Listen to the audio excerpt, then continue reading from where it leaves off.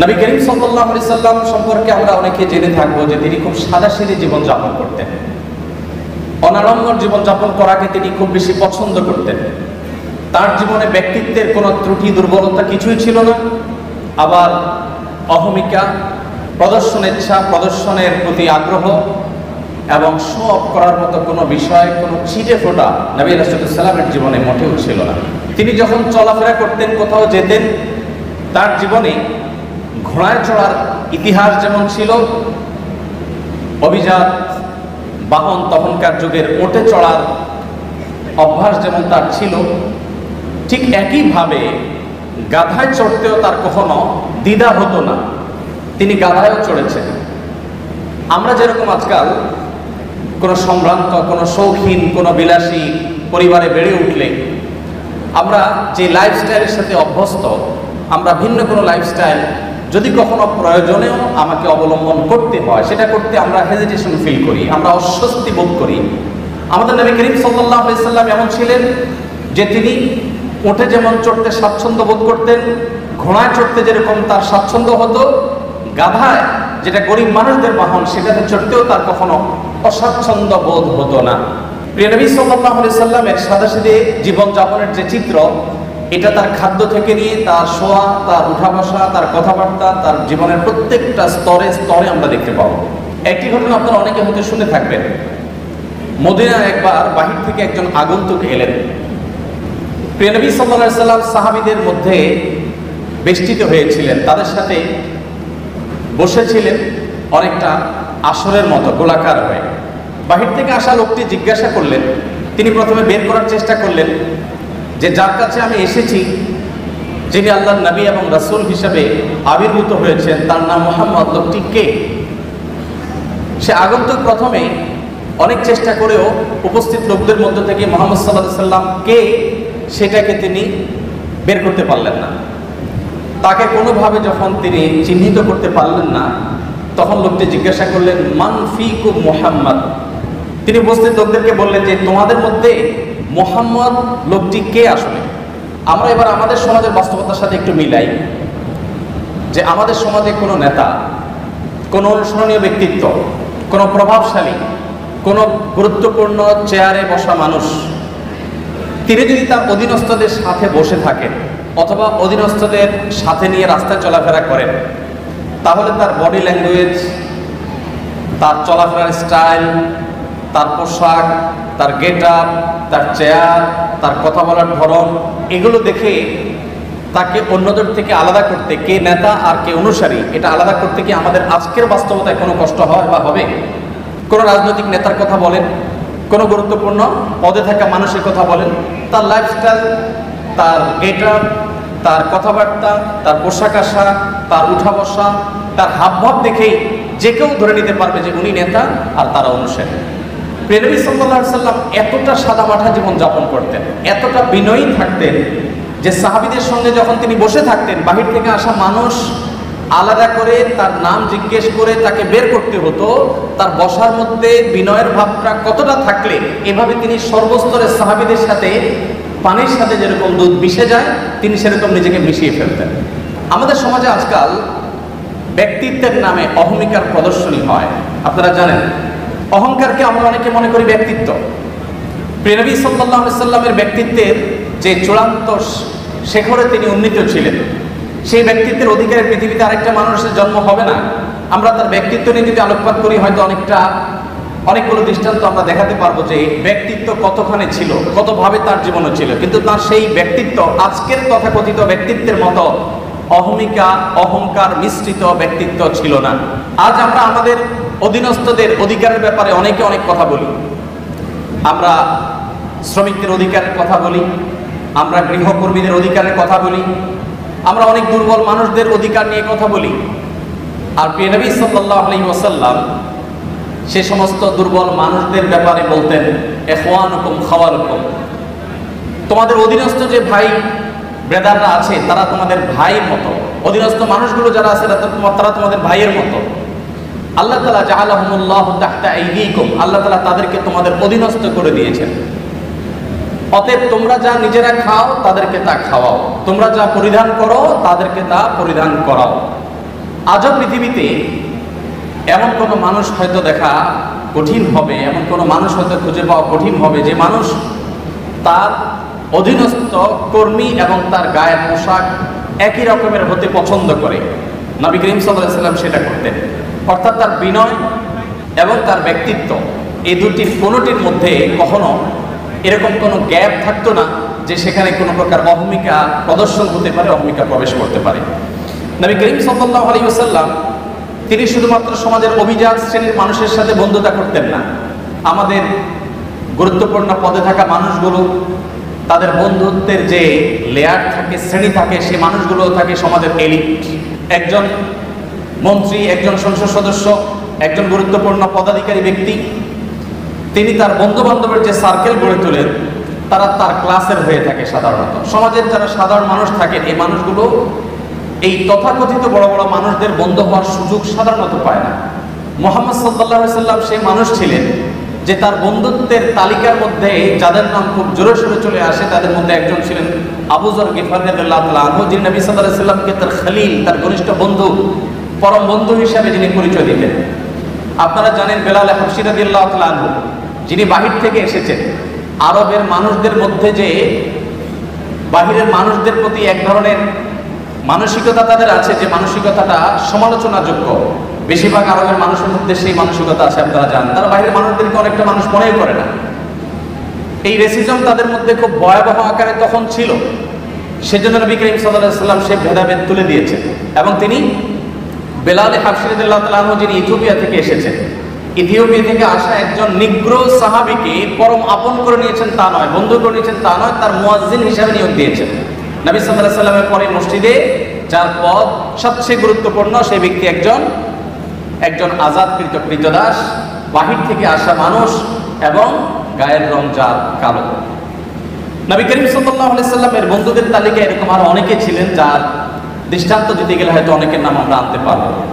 তার যে জীবন যাপনের পদ্ধতি ছিল, তার যে লাইফস্টাইল ছিল, সেখানে আমরা দেখতে পাই তিনি মুচকি হাসতেন, অট্টহাসি সাধারণত দিতেন না, ব্যক্তিত্বের পরিপন্থী হাসি তিনি কখনো দিতেন না। তবে আবার ভাবগাম্ভীর্যটা এত বেশি ছিল না, যার কারণে তিনি স্বাভাবিক যে হাসি, স্বাভাবিক যে হাস্যরস, স্বাভাবিক যে বিনোদন, এগুলো কোনোটির কোনো ঘাটতি তার মধ্যে ছিল না, বরং তিনি মুচকি হাসি দিতেন এবং সাহাবীদেরকেও কোনো হাসির কথা বললে তিনি হাসতেন। আবার তিনিও এমন কথা বলতেন যেটাতে সাহাবীরা অনেক সময় হেসে ওঠেন, কিন্তু সেই হাসিটা কখনো কট্ট হাসি ছিল না, দৃষ্টিকটু হাসির পর্যায়ে ছিল না। নবী করিম সাল্লাল্লাহু আলাইহি ওয়াসাল্লামের যে বাসা ছিল, সে বাসা ছিল এতটাই সাদাসিধে, এতটাই সাদা মাঠা, যে আম্মা জান আয়েশা রাদিয়াল্লাহু তাআলা একটা হাদিস সহিহ বুখারীতে বর্ণিত হয়েছে। তিনি বলেছেন যে আমরা যে ঘরে, আমাদের যে শোবার ঘর ছিল, সেটা এতটাই ছোট ছিল যে রাতে নবী করিম সাল্লাল্লাহু আলাইহি ওয়াসাল্লাম যখন তাহাজ্জুদের জন্য দাঁড়িয়ে তাহাজ্জুদের নামাজ পড়তেন, তখন তিনি দাঁড়ানো অবস্থায় আমি পা লম্বা করে ঘুমোতে পারতাম, শুইতে পারতাম। যখন নবীজি সাল্লাল্লাহু আলাইহি ওয়াসাল্লাম সেজদায় যেতেন বা বৈঠক করতেন, তখন জায়গাটা এত সংকীর্ণ হতো যে আমার হাঁটুকে আমি গুটিয়ে নিয়ে তারপর নবী সাল্লাল্লাহু আলাইহি ওয়াসাল্লামকে সেজদার জায়গা করে দিতে হতো। প্রত্যেক রাকাতে এইভাবে আমার নবী সাল্লাল্লাহু আলাইহি ওয়াসাল্লামকে জায়গা করে দিতে হতো। এত ছোট জায়গা ছিল আমাদের থাকার ঘর। অথচ নবী সাল্লাল্লাহু আলাইহি ওয়াসাল্লাম তখন মদিনার রাষ্ট্রপ্রধান ছিলেন, তখন মদিনার রাষ্ট্র তার কর্তলগত। আমরা অনেকে কাব বিন আশরাফের বাড়িতে গিয়েছি, আমি গিয়েছি, যে কাব বিন আশরাফ নবী সাল্লাল্লাহু আলাইহি ওয়াসাল্লামের প্রতি শত্রুতা লালন করত, বিদ্বেষ পোষণ করত এবং তার শাস্তি তাকে পেতে হয়েছে। তার সেই ঘরের ধ্বংসাবশেষ এখনো আছে মদিনায়। তার যে বাসা, সেটার যে চৌহদ্দি বিশাল বড় ছিল, যদিও বেশিরভাগ অংশই ধ্বংসপ্রাপ্ত হয়ে গেছে, কিন্তু তার সীমানাটা বোঝা যায়, কক্ষগুলো বোঝা যায়। যেখানে নবী সাল্লাল্লাহু আলাইহি ওয়াসাল্লামের সমালোচক এবং তার প্রতি শত্রুতা বিদ্বেষ পোষণকারীদের ঘরের আয়তন ছিল বিশাল বড়, সেখানে মদিনা রাষ্ট্রের প্রধান থাকা অবস্থায় নবী করিম সাল্লাল্লাহু আলাইহি ওয়াসাল্লামের বাসার অবস্থা ছিল এই। নবী করিম সাল্লাল্লাহু আলাইহি ওয়াসাল্লামের বাসার মধ্যে মাঝে একটা, তিনি যে ঘরে থাকতেন সেখানে মাঝে একটা রশি জাতীয় কিছু ছিল, সেখানে কাপড় ঝুলিয়ে দিতেন। বাহির থেকে আসা কারোর সাথে পর্দার আড়ালে থেকে তিনি কথাবার্তা সারতেন এবং মিটিং সিটিং করতেন। নবী করিম সাল্লাল্লাহু আলাইহি ওয়াসাল্লাম তার জীবনযাপনের পদ্ধতির মধ্যে আমরা দেখতে পাই যে তিনি নিজের হাতে কাজ করা পছন্দ করতেন। হস্তশিল্প এবং নিজের হাতে উপার্জন করাটাকে তিনি সবচেয়ে বেশি প্রায়োরিটি দিতেন। এবং নিজের ছোটখাটো ক্ষুদ্র কাজগুলো নিজে করা পছন্দ করতেন, ভালোবাসতেন, এবং পরিবারকে তাদের কাজে সহযোগিতা করতে তিনি পছন্দ করতেন। দাম্পত্য জীবনে যে স্বামী স্ত্রীর মধ্যে টুকটাক বোঝাপড়ার গরমিল হয়, নবী সাল্লাল্লাহু আলাইহি ওয়াসাল্লামের জীবনেও এমনটি কম বেশি ঘটেছে। ছোট ছোট ইস্যু হলেও তার জীবনেও ঘটেছে। একবার একজন স্ত্রী উম্মুল মুমিনিন তার বাসায় আরেকজন স্ত্রীর বাসা থেকে একটা বাটি থেকে নবী সাল্লাল্লাহু আলাইহি ওয়াসাল্লামের জন্য খাবার এলো। কাজের মেয়ে যখন খাবারটি নিয়ে আসলো, যে স্ত্রীর ঘরে তিনি ছিলেন, সতীর সুলভ যে ঈর্ষা থাকে সেই জায়গা থেকে তিনি বিষয়টিকে ভালোভাবে নিলেন না, বরং সে মেয়ের হাত থেকে বাটিটা নিয়ে ছুঁড়ে ফেলে দিলেন। বাটি ভেঙে দু টুকরা হয়ে গেল এবং খাবারগুলো সব নষ্ট হয়ে গেল। যিনি ছুঁড়ে ফেলে দিয়েছেন তার যুক্তি ছিল, আজ নবী সাল্লাল্লাহু আলাইহি ওয়াসাল্লাম আমার ঘরে থাকবেন, আজকে আমার পালা। যিনি তরকারি পাঠিয়েছেন, খাবার পাঠিয়েছেন, তার ব্যাপারে তার ধারণা ছিল যে তোমার ঘরে যখন যাবে সেদিন তুমি খাওয়াবে, আজকে আমার পালার মধ্যে তুমি কেন খাবার পাঠাতে গেলে? আজকে তো আমি মন করে নবী সাল্লাল্লাহু আলাইহি ওয়াসাল্লামকে খাবার খাওয়াবো, আপ্যায়ন করবো, আজকে তো আমার দিন। তো এই জায়গা থেকে তিনি ছুঁড়ে ফেলে দিলেন। নবী করিম সাল্লাল্লাহু আলাইহি ওয়াসাল্লাম নিজে হাতে গিয়ে সে ভেঙে যাওয়া বাটি কুড়িয়ে নিয়ে আসলেন। এরপর হুবহু একই রকমের আরেকটা বাটি বাসায় ছিল, দেখতে অবিকল একরকম। সেই বাটিটা কাজের মেয়ের হাতে দিয়ে নবী সাল্লাল্লাহু আলাইহি ওয়াসাল্লাম বললেন, তুমি এটা নিয়ে ফেরত যাও, এবং ইশারা দিলেন যাতে ওখানে গিয়ে কোনো কথা না বলা হয়, এখানকার কোনো তথ্য, কোনো ইনফরমেশন, এখানকার যে ভাঙচুরের ঘটনা, এগুলো যেন সেখানে বলা না হয়। তিনি চলে গেলেন। এবং তিনি যাওয়ার পর এবারের দৃশ্যটা আমি যদি আমাদের নিজেদের বেলায় আমি প্রশ্ন রাখি, যে আমাদের জীবনে যদি এমন হতো যে আমাদের স্ত্রী, আমাদের সহধর্মিণী এরকম একটি কাজ করেছে, যে আরেক জায়গা থেকে বাটি ভর্তি তরকারি এসেছে, খাবার এসেছে, এটা ছুঁড়ে ফেলে দিয়েছেন এবং এটা ভেঙে টুকরা টুকরা হয়ে গেছে। ওই মেয়ের সামনে কিছু বললাম না, একটা ভালো বাটি দিয়ে তাকে ফেরত পাঠিয়ে দিলাম। যার কাছ থেকে এসেছে তিনি মনে করলেন যে বাটি দিলাম সেই বাটি তো চলে আসছে, হয়তো খাবার রেখে বাটিটা পরিষ্কার করে দিয়ে দেওয়া হয়েছে, কোনো ঝামেলা হলো না, ভালো কথা। কিন্তু বাসায় প্রবেশ করে ঘরে ঢোকার পর স্ত্রীকে আমরা কমের পক্ষে এইটুকু কথা তো অবশ্যই বলতাম যে কাজটা কি ভালো হলো, এইটুকু কথা তো আমরা অন্তত বলতাম যে তুমি কাজটা কি ভালো করলা, কেন ভেঙে ফেললাম, এইটুকু তো বলতাম। নবী করিম সাল্লাল্লাহু আলাইহি ওয়াসাল্লামের এই হাদিস বর্ণনাকারী সাহাবী এরকম কোনো কথা উল্লেখ করতে পারেন না। অর্থাৎ নবী সাল্লাল্লাহু আলাইহি ওয়াসাল্লাম একটি কথাও বললেন না। কারণ এখন স্ত্রীর রাগের সময়, এখন কোনো শাসনের সময় না, এখন শুধু সহ্য করার সময়, এখন শুধু সংযমের সময়। যখন সুযোগ পাবেন তখন তাকে যথাযথভাবে নসিহা করা, উপদেশ করা, তাকে বোঝানোর সেই কাজটা তিনি করবেন। তো এই ছিল নবী সাল্লাল্লাহু আলাইহি ওয়াসাল্লামের জীবন। তিনি সংযমী ছিলেন এবং সহনশীল ছিলেন। কেউ তাকে অসংযমী হয়েছে, রাগান্বিত হয়ে গেছে, রাগান্বিত হয়ে কখনো সীমা ছাড়িয়ে গেছে, আলাইয়াজ বিল্লাহ, এরকম কোনো দৃশ্য কেউ কখনো দেখেনি। নবী সাল্লাল্লাহু আলাইহি ওয়াসাল্লাম যিনি জীবনে পৃথিবীর আলো দেখবার আগেই বাবাকে হারিয়েছেন, মাতৃগর্ভে থাকা অবস্থায় বাবাকে হারানোর পর দুনিয়ার আলো দেখার পরপরই মাকে হারিয়েছেন। এর কিছুদিন যেতে না যেতেই একমাত্র আশ্রয় দাদাকে হারিয়েছেন। তার কিছুদিন পর যেতে না যেতেই তার একমাত্র আশ্রয়দাতা চাচাকে হারিয়েছেন। তার সবচেয়ে বড় সান্ত্বনার জায়গা তার সহধর্মিণী খাদিজা রাদিয়াল্লাহু তাআলা আনহাকে হারিয়েছেন। এতগুলো ঘটনা যখন একসাথে একাধারে ঘটলো, মাটির নিচে পাওয়ার নিচ থেকে মাটি একটার পর একটা যখন সরে যেতে লাগলো, এত বাধার পরও আমরা দেখি প্রিয় নবী সাল্লাল্লাহু আলাইহি ওয়াসাল্লাম এত বাধা বিপত্তি, মক্কাবাসীর শত্রুতা, এত কিছুর পরও জীবনে কখনো খেই হারিয়ে ফেলা বলতে যেটাকে বুঝি আমরা, মানুষ নিজের নিয়ন্ত্রণ হারিয়ে ফেলা বলতে যেটাকে বুঝি, এরকম কোনো দৃশ্য নবী সাল্লাল্লাহু আলাইহি ওয়াসাল্লামের সিরাতের তার জীবনের কোনো অংশে কেউ, তার শত্রুরাও কেউ দেখাতে পারবে না যে তিনি রাগের চোটে কখনো খেই হারিয়ে ফেলেছেন, নিয়ন্ত্রণ হারিয়ে ফেলেছেন, কখনো রাগান্বিত হয়ে সরি বলতে হয়েছে তাকে, এরকম কোনো দৃশ্য তার জীবনে কখনো ঘটেনি। তবে যদি কখনো আল্লাহর কোনো বিধান পরিপন্থী কোনো কিছু হতো, আল্লাহর কোনো আইন, আল্লাহর কোনো বিধানের বিরুদ্ধে কেউ কথা বলতো, সেরকম পরিস্থিতিতে নবী করিম সাল্লাল্লাহু আলাইহি ওয়াসাল্লাম প্রচণ্ড রেগে যেতেন। কিন্তু তার সে রাগ, সেটা কখনো তাকে খেই হারিয়ে ফেলার লেভেল পর্যন্ত নিত না। তার মুখ দিয়ে কখনো কটু কথা বের হতো না, তার থেকে কখনো অসৌজন্যমূলক আচরণ প্রকাশ পেত না। তিনি যখন রাগান্বিত হতেন তার চেহারা রক্তিম বর্ণের হয়ে যেত, লাল হয়ে যেত। আঙ্গুর যেরকম চিবালে রক্তিম লাল হয়ে যায়, নবী সাল্লাল্লাহু আলাইহি ওয়াসাল্লাম যখন রাগান্বিত হতেন, বিশেষ করে যখন আল্লাহর কোনো বিধান লঙ্ঘন হতে দেখতেন, তখন তার চেহারা মোবারক লাল হয়ে যেত। প্রিয় নবী সাল্লাল্লাহু আলাইহি ওয়াসাল্লামের লাইফস্টাইলের দিকে তাকালে আমরা দেখতে পাই যে তিনি যখন খাবার গ্রহণ করতেন তিনি কোনো খাদ্যের দোষ ধরতেন না। কোনো খাবার তার সামনে এলে পছন্দ হলে খেতেন, আর পছন্দ না হলে তিনি রেখে দিতেন, কখনো দোষ ধরতেন না। কানা নবী সাল্লাল্লাহু আলাইহি ওয়াসাল্লাম লা ইয়াইবু তাআমা কাত্তু, নবী সাল্লাল্লাহু আলাইহি ওয়াসাল্লাম কখনো কোনো খাবারের দোষ ধরতেন না। এই হাদিসের মধ্যে কত্তু একটা শব্দ এসেছে শামাইলে তিরমিজিতে। কত্তু মানে হলো কখনো, তার মানে তার জীবনে কখনো খাবারের দোষ ধরার ঘটনা ঘটেনি। আমরা অনেক মুসলমান আছি, অনেক গুণে গুণান্বিত। আমি জানি না এরকম মুসলমান আমাদের সমাজে কয়জন আছেন। আমরা এখানে যারা আছি তারা কেউ বলতে পারবো কিনা যে আমার এই ক্ষুদ্র জীবনে, ফেলে আসা জীবনে আমি কখনো কোনো খাবারের দোষ ধরি নাই। আমার ভালো লাগছে তো খাইছি, আর না হলে নাই। খাবারের দোষ ধরেন নাই জীবনে কখনো, এরকম মানুষ এখানে আছেন? একজন আছি আমরা? থাকলে হাত তুলতে পারেন। একজন হাত তুলছে। আপনি খাবারের দোষ কখনো ধরেন নাই? লবণ কম হয়েছে, এর চেয়ে ভালো হইতে পারতো, এরকম কখনো বলেন নাই? মাশাআল্লাহ, তো আপনি তো মহামানব। বসেন। দেখুন, এক এলাকায় একজন হুজুর ছিলেন। এলাকার প্রায় সব বাসায় হুজুরের দাওয়াত খাওয়া শেষ। কোনো মহিলা রান্না করে ওই হুজুরকে খাবার খাইয়ে কখনো শান্তিতে থাকতে পারতো না। প্রত্যেকটা দাওয়াতের পর ওই হুজুর একটা না একটা দোষ বাইর করতেন। হয় এখানে লবণ একটু কম হয়েছে, না হলে ওখানে হলুদটা একটু কম হয়েছে, কালারটা একটু ত্রুটি আছে, কোনো না কোনো দোষ তিনি ধরতেন। সেই এলাকায় একজন শিক্ষিত পুত্রবধূ এলেন বাহির থেকে। আসার পর তিনি এই হুজুর সম্পর্কে যখন ধারণা পেলেন যে একজন হুজুর আছেন, এই হুজুরের কেউ খাইয়ে সন্তুষ্ট করতে পারেন না, উনি একটা না একটা দোষ ধরেন। যদিও হুজুর মানুষ দোষ ধরার কথা না, নবী সাল্লাল্লাহু আলাইহি ওয়াসাল্লাম সুন্নাহর খেলাফ। যাই হোক, এটা কতটা বাস্তব ঘটনা তাও যায় না, বাকি গল্প হিসাবে শিক্ষণীয় সেই হিসাবে বলা। তো পরে ওই শিক্ষিত পুত্রবধূ তিনি হুজুরের সমস্ত দোষগুলোর তালিকা করলেন যে উনি কোন কোন দোষ ধরেন সাধারণত। সবগুলোকে নোট করে এমনভাবে একটা রান্না তিনি দিলেন যে এই রান্নাতে হুজুরের দোষ ধরার কোনো ফাঁক রাখলেন না, সব পারফেক্ট রাখলেন। এরপর হুজুরকে দাওয়াত দিয়ে খাওয়ালেন। খাওয়ার পরে এবার পুরুষদের দিকে দিয়ে জিজ্ঞাসা করলেন, এবার হুজুরকে জিজ্ঞাসা করো আজকের খাবার কেমন হয়েছে, কমেন্ট করতে বলো।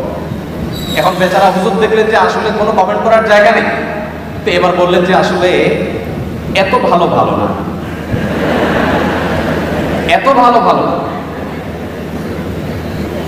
তো যে ভদ্রলোক বলেছেন যে আপনি কোনো দোষ ধরেন নাই কখনো, আমি জানি না যে আপনি এই টাইপের কোনো দোষ ধরেছেন কিনা কখনো। যাই হোক, তো আমাদের নবী করিম সাল্লাল্লাহু আলাইহি ওয়াসাল্লাম সাধারণত কখনো খাবারের দোষ ধরতেন না, কারণ মেয়েরা কষ্ট করে রান্না বাড়া করেন। আমরা যদি একদিন এই দায়িত্বটা পালন করি তাহলে আমরা হাড়ে হাড়ে টের পাবো যে রান্না করা এটা কত মজার কাজ। সব ঘরেই পুরুষরা, অনেক পুরুষরাই বা বেশিরভাগ পুরুষরাই চেষ্টা করে মাঝে মধ্যে একটু শখ করে রান্না বাড়া করবেন। আমি একবার রান্না বাড়া করেছিলাম, আমার মনে আছে, দরকার রান্না করেছিলাম যখন আমি সৌদি আরবে ছিলাম। আমার ফ্যামিলি আমার সাথে ছিল, মিসেস হসপিটালে ভর্তি ছিলেন, তো বাচ্চাদের জন্য আমার মনে আছে আলু এবং ডাল দিয়ে একটা তরকারি রান্না করেছিলাম। দুর্ভাগ্যের বিষয় যে সেই তরকারি আমি ছাড়া পরিবারের সদস্যদের কেউ খায়। বহুত ফজিলত বর্ণনা করলাম, বহুত বোঝানোর চেষ্টা করলাম, বাচ্চারা কেউ সেটা ছুঁয়েও দেখেনি, তারা জাস্ট উপহাস করে ছেড়ে দিয়েছে। অথচ সে আলু আর ডাল রান্না করতে যে পরিমাণ কষ্ট আমার গেছে, যে পরিমাণ ঘাম আমার ঝরেছে, যে পরিমাণ পেরেশানি আমার হয়েছে, সেটা আমি বলে তাদেরকে বোঝাতে পারতাম না। তো আমরা যারা কথায় কথায় খাবারের দোষ ধরি, আমাদের নবী সাল্লাল্লাহু আলাইহি ওয়াসাল্লামের এই সুন্নাত থেকে শিক্ষা নেওয়া উচিত যে মা বোনদের, আমাদের স্ত্রীদের, মহিলাদের খাবার যদি কখনো পছন্দ হয় আমরা খেলাম, আর অপছন্দ না হলে আমি খেতে চাচ্ছি না, অপারগতা প্রকাশ করলাম, আমরা দোষ ধরবো না। কঠিন, কিন্তু এই কাজটা আমাদেরকে করতে হবে যদি আমাদেরকে আদর্শ মুসলমান হতে হয়। আল্লাহ আমাদের সবাইকে সেই তৌফিক দান করুন। তো নবী করিম সাল্লাল্লাহু আলাইহি ওয়াসাল্লাম তিনি খাবারের কখনো দোষ ধরতেন না, আর খাবার খুব কম পরিমাণে খেতেন। অনেক সুন্নাত আমল করা যায়, এই সুন্নাতের আমলটা অনেক কঠিন। খাবারের পরে মিষ্টি খাওয়া সুন্নাত, এরকম একটা কথা আমাদের সমাজে প্রচলিত আছে, যদিও এর কোনো ভিত্তি নেই। আমরা নিজেদের প্রয়োজনে খাবারের পরে ডেজার্ট খেতে ভালো লাগে, সেজন্য আমরা হাদিস বানিয়ে নিয়েছি যে খাবারের পরে মিষ্টি খাওয়া সুন্নাত। নবী করিম সাল্লাল্লাহু আলাইহি ওয়াসাল্লাম মিষ্টান্ন পছন্দ করতেন, মিষ্টি জাতীয় খাবার তিনি পছন্দ করতেন। এর মানে এই না যে যে কোনো খাবারের পরে আলাদা করে মিষ্টির জন্য তিনি ডেজার্টের অপশন রাখার জন্য বলতেন। আগে হতে পারে, পরে হতে পারে, মাঝে হতে পারে, মিষ্টি তিনি পছন্দ করতেন, সেটা ভিন্ন কথা। বাট খাবারের পরে মিষ্টি খেতে হবে আলাদা করে, এরকম কোনো কথা কোনো হাদিস দ্বারা প্রমাণিত হয় না। তো নবী করিম সাল্লাল্লাহু আলাইহি ওয়াসাল্লাম তিনি খাবার খেতেন পরিমাণে অনেক কম। আপনারা জানেন যে তার সুস্পষ্ট হাদিস রয়েছে, নির্দেশনা রয়েছে। তিনি বলেছেন আমাদের স্টমাককে 3 ভাগের 1 ভাগকে সলিড খাবার দিয়ে, আরেক ভাগকে পানীয় দিয়ে পরিপূর্ণ করতে, আরেক ভাগকে তিনি খালি রাখতে বলেছেন। এবং এটা আমাদের সুস্থ থাকতে সহায়ক ভূমিকা পালন করে।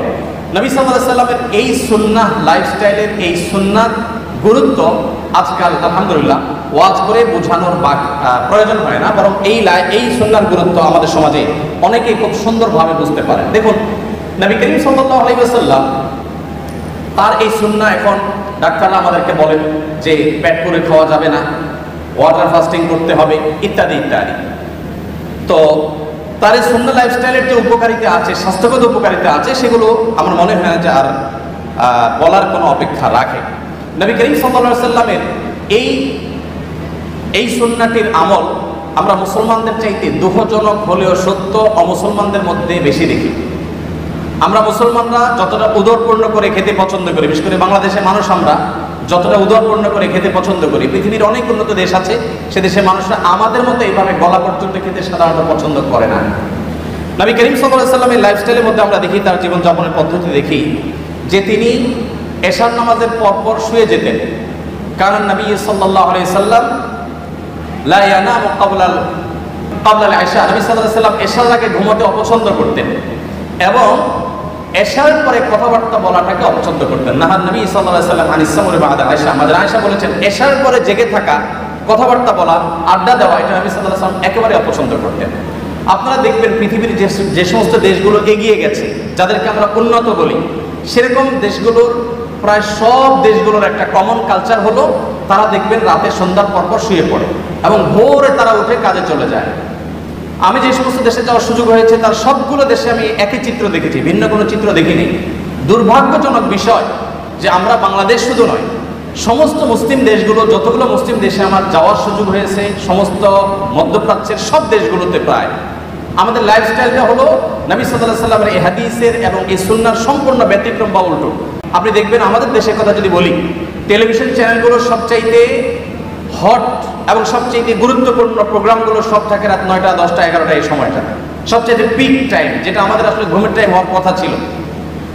আমাদের ঢাকা শহর এমনি জ্যামের শহর, কেউ যদি ঢাকা শহরের জ্যামের একেবারে পিক আওয়ার দেখতে চায় তাহলে তাকে ঢাকা শহরে অফিস টাইমের শুরুর দিকে যেরকম দেখতে আসতে হবে, আবার সন্ধ্যার পর থেকে তাকে ঢাকা শহরে প্রবেশ করতে হবে, তাহলে সে জ্যামের পিক আওয়ার দেখতে পাবে। আপনি উন্নত অনেক দেশে গেলে দেখবেন যে সে সমস্ত দেশে সন্ধ্যার পর থেকে রাস্তাঘাট ফাঁকা হতে থাকে, রাত 9টা 10টা হয়ে গেলে রাস্তাঘাটে কোনো গাড়ি খুঁজে পাওয়া যায় না, সবাই ঘুমিয়ে পড়ে। তো নবী সাল্লাল্লাহু আলাইহি ওয়াসাল্লামের এই সুন্নাহকে তারা ফলো করেছেন, জেনে হোক না জেনে হোক, বুঝে হোক না বুঝে হোক, তার সুফল তারা পাচ্ছেন, আর আমরা ফলো না করে আমরা তার কুফল ভোগ করতে হচ্ছে। বাংলাদেশের যে হেফজোখানা মাদ্রাসাগুলো আছে, এই মাদ্রাসাগুলোর যে সাফল্য মূলধারার মিডিয়াতে সেগুলো কখনো উঠে আসে না, কিন্তু আপনারা জানেন যে পৃথিবীর 100, 110, 20টি দেশের সাথে কম্পিটিশন করে আমাদের মাদ্রাসা, আমাদের দেশের হেফজোখানার ছাত্ররা তারা প্রথম, দ্বিতীয়, তৃতীয় স্থান অর্জন করে তারপর দেশে ফিরে আসে। তাদেরকে মূল্যায়ন করা হয় না যদিও, কিন্তু আমরা জানি যে তারা রাষ্ট্রের তেমন কোনো সুযোগ সুবিধা একেবারেই পায় না। তারপরও এই কোণঠাসা সময় পরিস্থিতির মধ্যে থেকে তারা গোটা বিশ্বের 100-150 দেশকে পেছনে ফেলে তারা প্রথম, দ্বিতীয়, তৃতীয় স্থান প্রায় প্রতি বছর অর্জন করে আমাদের ছেলেরা দেশে ফিরে আসে। এই যে আমাদের দেশে হেফজোখানাগুলোর যে সাকসেস, তাদের যে সাফল্য, এটা রহস্য কি, সিক্রেট কি? আপনি যদি আমাকে বলেন তো আমি বলবো তার সিক্রেটের মধ্যে অন্যতম একটা সিক্রেট হলো বাংলাদেশের অন্য সব মাদ্রাসাগুলো কিছুটা ব্যতিক্রম হলেও 100% হেফজখানাগুলো বা হেফজো মাদ্রাসাগুলোর নিয়ম হলো যে রাত 10টার ভেতরে প্রায় সব হেফজখানার ছাত্ররা ঘুমিয়ে পড়ে এবং ভোরে তারা উঠে পড়াশোনা করে। ফজরের পরে তারা কখনো ঘুমায় না, তারা সকাল 10টা, 10:30, 11টার দিকে একটু ঘুমায় দুপুরের আগে। আর ঠিক এই জিনিসটাই সুন্নাহ এবং নবী সাল্লাল্লাহু আলাইহি ওয়াসাল্লাম এটাই করতে বলেছেন, এবং এর ফলশ্রুতিতে এবং আরো নানা কারণে আমাদের হেফজোখানার শিক্ষার্থীরা মাত্র 1.5 থেকে 2 বছরের মধ্যে কোরআনে কারীমের মতো এত বিশাল বড় গ্রন্থ এই পুরাটুকু তাদের বক্ষে তারা ধারণ করে ফেলতে সক্ষম হয়। তো আমাদের অনেক শিক্ষার্থীরা আছেন যারা রাত জেগে পড়াশোনা করেন এবং গভীর রাত পর্যন্ত তারা জেগে পড়াশোনা করে আবার সকালে লম্বা একটা সময় তারা ঘুমিয়ে কাটান। তো নবী সাল্লাল্লাহু আলাইহি ওয়াসাল্লামের সুন্নাহর পরিপন্থী এটি, এবং তার লাইফস্টাইল ছিল যে তিনি এশার পরে শুয়ে পড়তেন, একদম কথাবার্তা বলা পছন্দ করতেন, যত আলাপ সালাপ সব এশার আগে করতেন। নবী করিম সাল্লাল্লাহু আলাইহি ওয়াসাল্লামের যে জীবনযাপনের পদ্ধতি, তার যে লাইফস্টাইল ছিল সেখানে আমরা দেখতে পাই তিনি প্রতি সপ্তাহে 2টা করে রোজা রাখতেন, সোমবার এবং বৃহস্পতিবার, আর প্রতি মাসে 3টা করে রোজা রাখতেন, চাঁদের 13, 14, 15। আমাদের যে মাঝে মধ্যে ফাস্টিং করা উচিত, এটা আমাদের ডাক্তাররা এখন বলেন, আমাদের চিকিৎসকরা এখন বলেন যে আমাদের মাঝে মধ্যে না খেয়ে থাকা উচিত, এটা আমাদের স্বাস্থ্যের জন্য ভালো। নবী করিম সাল্লাল্লাহু আলাইহি সাল্লাম সেই কাজটি করতেন সেই 1450 বছর আগে থেকে। নবী করিম সাল্লাল্লাহু আলাইহি সাল্লাম যখন কথা বলতেন, তিনি কারোর সাথে যখন কথা বলতেন পরিপূর্ণ মনোযোগী হয়ে কথা বলতেন। কখনো ঘাড় ফিরিয়ে অহমিকা প্রদর্শন হতে পারে, অবজ্ঞা বোঝা যেতে পারে, এভাবে কোনোদিন কারোর সাথে কথা বলতেন না। নবী করিম সাল্লাল্লাহু আলাইহি সাল্লামের সিরাতের একটি দিক আমরা হয়তো অনেকে ইতিপূর্বে নাও শুনে থাকতে পারি, তা হলো তিনি যেরকম পৃথিবীর ইতিহাসের সবচেয়ে শ্রেষ্ঠ বক্তা ছিলেন, তার বক্তব্য যেরকম সবচেয়ে সুন্দর ছিল সব দিক থেকে, তিনি কিন্তু পৃথিবীর সবচেয়ে শ্রেষ্ঠ শ্রোতাও ছিলেন। যখন তিনি কারোর সাথে কথা বলতেন বা কারোর কথা তিনি শুনতেন, তখন পরিপূর্ণ মনোযোগ দিয়ে শুনতেন, ঘাড় ঘুরিয়ে কারোর কথা শুনতেন না, পরিপূর্ণ মনোযোগ দিয়ে শুনতেন। যখন কেউ কথা বলতো, তিনি কথা বলে থামার আগ পর্যন্ত নবী সাল্লাল্লাহু আলাইহি সাল্লাম সাধারণত ইন্টারফেয়ার করতেন না। যখন কেউ তার সাথে হ্যান্ডশেক করতো, মুসাফা করতো, তখন তিনি নিজে থেকে হাতটা ছাড়াতেন না, বরং যিনি মুসাফা করেছেন তিনি ছাড়ানো পর্যন্ত অপেক্ষা করতেন। নবী করিম সাল্লাল্লাহু আলাইহি সাল্লামের যে সৌজন্যতা, এটা আমি আবারও বলি, আজ 2024-এর সৌজন্যের সাথে মেলালে হবে না। 1450 বছর আগে চলে যান, সেই পৃথিবীতে যে বাস্তবতা ছিল তখনকার সময় নবী সাল্লাল্লাহু আলাইহি সাল্লাম এই সৌজন্যতাকে এস্টাবলিশ করেছিলেন। নবী করিম সাল্লাল্লাহু আলাইহি সাল্লাম তিনি পরিচ্ছন্ন থাকা পছন্দ করতেন। তার সাদাসিধে জীবনযাপন দেখে এটা মনে করার কোনো কারণ নেই যে তিনি, অনেক মানুষ আছেন যে খুব সাদামাটা জীবনযাপন করেন, অপরিচ্ছন্ন, অপরিপক্ক বা আগোছালো। নবী করিম সাল্লাল্লাহু আলাইহি সাল্লামের জীবনযাপন ছিল খুবই পরিশীলিত, খুবই মার্জিত, খুবই পরিচ্ছন্ন, খুবই গোছানো, কিন্তু সেটার মধ্যে কোনো অহংকার ছিল না, প্রদর্শন করার মানসিকতা ছিল না, শো অফ করার মানসিকতা ছিল না। এই জন্য নবী করিম সাল্লাল্লাহু আলাইহি সাল্লাম আমাদেরকে যে জীবন বিধান দিয়েছেন, সেখানে আমরা দেখতে পাই যে তিনি ওযু করতেন প্রত্যেক ওয়াক্তে, তিনি মিসওয়াকের নির্দেশ দিয়েছেন। বাসায় প্রবেশ করার আগে, পরিবারের লোকদের সাথে কথা বলার আগে মিসওয়াক করে তারপর প্রবেশ করতেন। কোনো গুরুত্বপূর্ণ মিটিংয়ে যাবেন, মিসওয়াক করে তারপরে যেতেন, যাতে মুখের দুর্গন্ধ বের না হয়। জুমার দিনে সবাই সমবেত হবে, সেখানে সবাইকে মিসওয়াক করে আসতে, গোসল করে আসতে নির্দেশ দিয়েছেন। পরিচ্ছন্নতা, পরিপাটি থাকা এবং পরিশীলিত থাকার যত রকমের দিক হতে পারে তার সবগুলো নির্দেশ নবী সাল্লাল্লাহু আলাইহি সাল্লাম দিতেন। নবী করিম সাল্লাল্লাহু আলাইহি সাল্লাম তিনি ভাব গাম্ভীর্যের কোনো কমতি তার ছিল না। তিনি বলেছেন, নুসরিতু বির-রুব, আল্লাহর তরফ থেকে ভাব গাম্ভীর্য দিয়ে আমাকে সাহায্য করা হয়েছে। তাকে দেখে দূর থেকে অনেক তার শত্রুরা পর্যন্ত তার কাছে মাথা নত করতে বাধ্য হতো। তার ব্যক্তিত্বের যে আভা তার চেহারায় ফুটে উঠতো, এটা দেখে এটার কাছে বহু অমুসলিমেরা হার মেনেছে এবং সারেন্ডার করেছে। তার এই ব্যক্তিত্ব যেমন ছিল, আবার পাশাপাশি তিনি রসিকতাও করতেন, সাহাবীদের সাথে বিভিন্ন সময় হাস্যরস করতেন, এমন কৌতুক করতেন যে সবাই হেসে উঠত, সবাই আনন্দ পেত। এবং তার সেই ব্যক্তিত্ব, তার সেই ভাব গাম্ভীর্য আজকে আমাদেরকে যেরকম ভাব গাম্ভীর্যের কারণে অনেককে অহংকারী করে তোলে, এটা তার মধ্যে ছিল না। আল্লাহ রাব্বুল আলামিন তার জীবনের এই সমস্ত ভালো দিকগুলো দিয়ে আমাদের জীবনকে আলোকিত করে আমাদের এই জীবনকে দুনিয়াতে সাফল্য মণ্ডিত করুন এবং আখিরাতে আমাদের সবাইকে আল্লাহ জান্নাতুল ফিরদাউসের অধিকারী হওয়ার উপযুক্ত হওয়ার তৌফিক দান করুন।